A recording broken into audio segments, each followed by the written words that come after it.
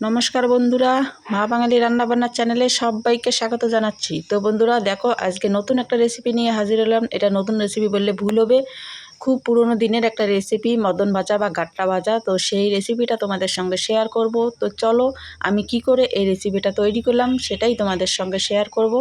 আর সবাই ভালো থাকবেন, সুস্থ থাকবেন। তো বন্ধুরা দেখো, আমি এখানে 250 না 200 গ্রামের মতো আটা নিয়েছিলাম, আর সেখানে দিয়ে দিলাম হচ্ছে 2 চামচ গুঁড়ো দুধ, 2 চামচ গুঁড়ো দুধ দিয়ে দিছি। আর এখন দিয়ে দিলাম আমি 1 চামচ কালো জিরে,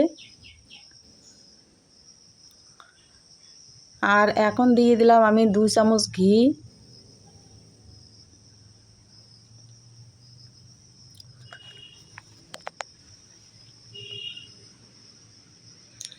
আর দিয়ে দিচ্ছি স্বাদ অনুযায়ী চিনি। তো তোমরা যে যেরকম মিষ্টি খেতে ভালোবাসো সেই রকম মিষ্টি দিতে পারো। আমি 2 চামচ চিনি দিয়ে দিলাম।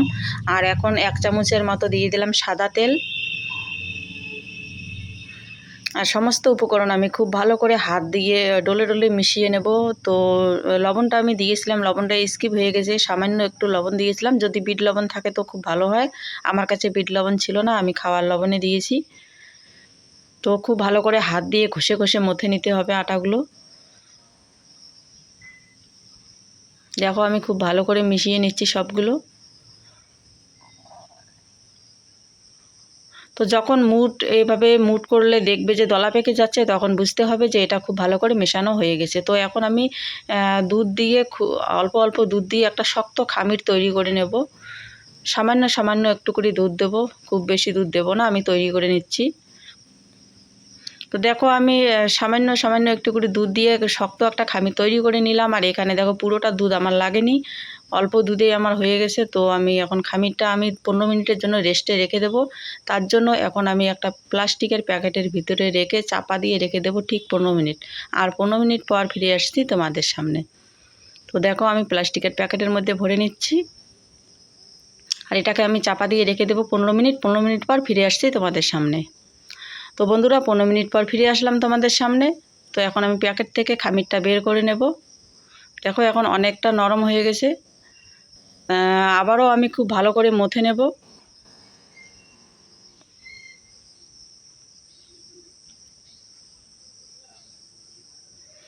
খুব ভালো করে মথে নিয়েছি, আর খামিরটাকে আমি দুভাগে ভাগ করে নেব। একটা ভাগ আমি সাইডে রেখে দিলাম, আর এই ভাগটা আমি এখন ডলে নেব। তোমাদেরকে দেখাচ্ছি আমি কি করে মদনের সাইজগুলো আমি তৈরি করব, সেটাই তোমাদের সঙ্গে দেখাবো। তো আমি একটা রুটি বেলে নেব, একটু মোটা হবে রুটিটা, বেশি মোটা হবে না, বেশি পাতলাও হবে না, মিডিয়াম সাইজ। তো আমি লম্বাটে ভাব করে রুটিটা আমি বেলে নিয়েছি। তো এখন দু সাইড আমি কেটে নেব।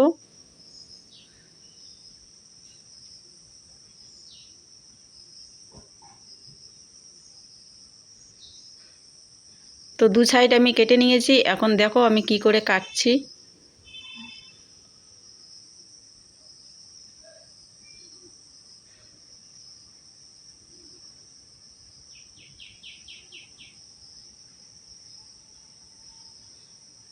মদনের সাইজ আমি করে নেব, তাই এভাবে কেটে নিচ্ছি। তো আমি একটা দেখাচ্ছি, পরেরটা আমি করে নিয়ে তোমাদের সঙ্গে সবগুলো শেয়ার করব। তো দেখো, আমি এই সাইজ করে মদনের সাইজগুলো করে নিয়েছি সবগুলো।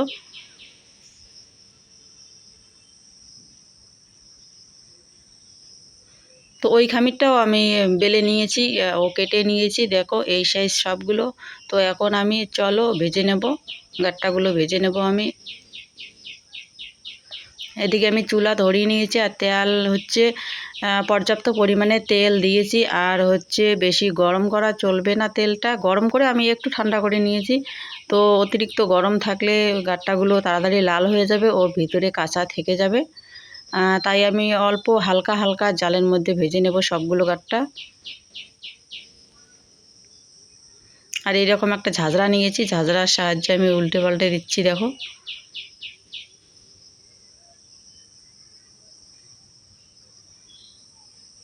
খুব হালকা জালে ভেজে নিতে হবে। তো আমি সবগুলো গাট্টা ভেজে নিয়ে তোমাদের সামনে হাজির হব। তো দেখো আমি খুব হালকা জালে ভেজে নিচ্ছি। আর হালকা জালে ভাজার একটাই কারণ, ভিতর থেকে খুব ভালো করে ভাজা হয়ে যাবে। আর যদি খুব জাল দাও তো উপরটা লাল হবে, ভিতরটা কাঁচা থেকে যাবে। তো দেখো বন্ধুরা, আমি সবগুলো গাট্টা ভেজে নিয়ে তোমাদের সামনে হাজির হয়ে গেলাম। দেখো কত সুন্দর মুসমুসে হয়েছে।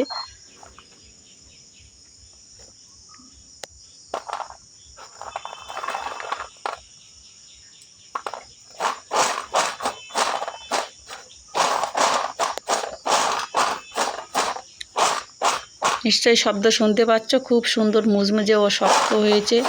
তো এগুলো গরম গরম যদি খেতে যাও খুব একটা শক্ত মুচমুচে লাগবে না, যত ঠান্ডা হবে তত ভালো লাগবে খেতে। এগুলো একটু ঠান্ডা করে নিয়ে তোমরা বয়মের মধ্যে রেখে দিতে পারো। তো বন্ধুরা, আজকের ভিডিওটা এই পর্যন্তই। তোমরা সবাই খুব ভালো থেকো, সুস্থ থেকো ও সাবধানে থেকো। আমার পুরনো বন্ধুদের বলছি ও নতুন বন্ধুদের বলছি, সবাইকে জানাই অসংখ্য অসংখ্য ভালোবাসা, ধন্যবাদ ও নমস্কার। আজকের মতো এখানেই বিদায় নিচ্ছি। দেখা হবে আরও একটা নতুন রান্না, নতুন রেসিপির সঙ্গে। ততক্ষণ সবাই ভালো থাকবেন, সুস্থ থাকবেন। Tata, by.